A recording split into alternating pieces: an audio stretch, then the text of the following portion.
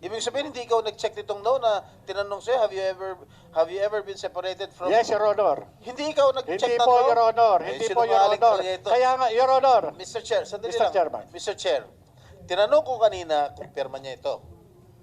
And he already admitted na pirma niya ito.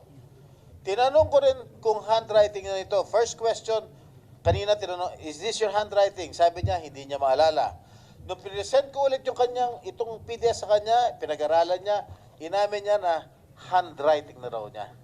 Now, he is denying na hindi niya sinagot itong isang question. Eh, sino naglagay ng no? Multo? Your Honor. Ito, no? Yan yung mga naiwan ko ron. Did you, oh, Pidea. Pidea. Pidea. Sila may galing, sa kanila galing yan, Your Pidea, Honor. sa inyo raw galing to, kayo raw nag-check nung fill in the blanks nito. Your Honor, I am not Jonathan Morales.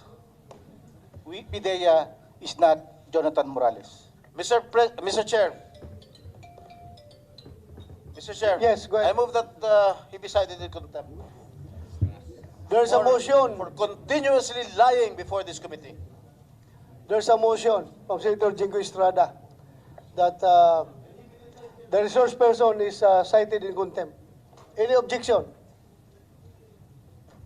Hearing none, Mr. Jonathan Morales is hereby cited in contempt before this committee. Bring him down. Mr. Chair, please instruct the Sergeant at Arms. Sergeant at Arms, siguruhin nyo hindi magkasamang kwarto yan dalawa, ha? Hiwalay. Thank you, thank you. Hiwalay sila.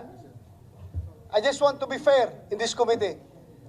Just want to be fair and to be transparent to everyone.